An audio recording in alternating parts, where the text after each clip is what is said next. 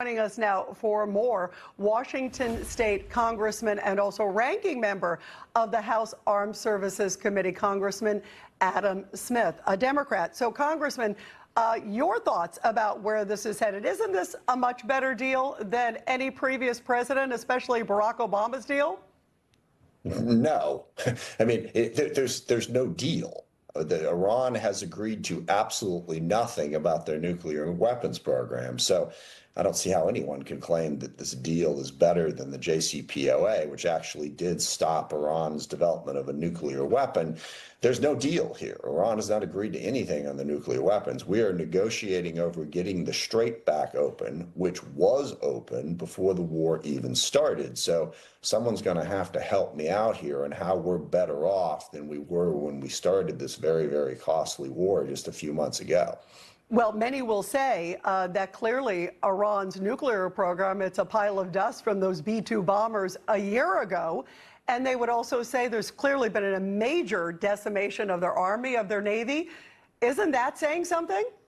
Well, it's saying something, yes. But again, on the nuclear program, that all happened before this war started. We didn't need to start this war to get to what you just described happened. Not the decimation of the Navy and the Air Force and all of that. That was this round. You know that. I'm getting there. All right, I am too. The first part. I deal with the first part of what you said before I dealt with the second part of it. Yeah, militarily, Iran has been degraded, but their ability to hold the Strait at risk, to hold the region at risk, is still there. And that was the issue. Degrading them doesn't necessarily help us if it doesn't have a strategic effect. Iran is still able to support their terrorist organizations, and they've been lobbing missiles at various countries throughout the region that has massively disrupted the global economy. And now they know that they have the Strait of Hormuz as a leverage point. They didn't have that prior to this war. And so now we have to negotiate over that. So no, and again, I want to emphasize, there's no deal here. How can we say this is better than some deal that came before when it doesn't even exist at the moment, and Iran has not changed anything about their nuclear program? Well, so far, there is some good news, and I hope you see this, that Vice President J.D. Vance said that 16 million barrels of oil have gone through the Strait of Hormuz just in the last, I think, 24 hours. That's amazing. Gas prices are down. Iran's crippled.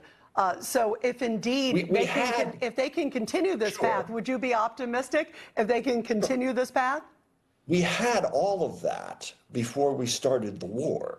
So I think we have to ask ourselves, what did all of those lives lost and all of that disruption to the Middle East and the global economy accomplish? If you're now saying it's great news that we're kind of halfway back to where we were before the war started, yeah, no, it's good news compared to where we were at prior to this, with the Strait of Hormuz shut down, the global economy in chaos, missiles being lobbed at a dozen different countries. But why did we start the war in the first place? Just to get halfway back to where we were before it started. So that's the concern. Yes, I agree with you. I'm not happy about the situation that President Trump put us in by starting this war, but finding a way to end the war is definitely better than where we were at a week or two ago. And many would argue, of course, it is still much better than Obama and other presidents who never even took military action. So there are differences. Did the military action accomplish anything? I mean, how hard is it to drop bombs? I mean, acting like that's some sort of great accomplishment. Well, those nuclear sites are in a pile of dust. You got to admit that after the B-2 bombers, and also a lot of their Navy is now at the bottom of the sea. So that is certainly something to be talking about. Started, and Iran still has the ability to develop a nuclear program that they haven't agreed to get rid of. Now, next 60 days, let's see how the negotiations Exactly. go. Let's see. Let's see. And by the way, everybody, whether it's Republican, Democrat, should be praying that they do have a clear finish to their nuclear program, that they don't continue. That would be great news for the world. I think you agree with that, right? Absolutely. All right. Congressman, always good to have you on. Thank you very much. Congressman Adam Smith. And everybody, coming up, a terror plot stopped before it could unfold. And now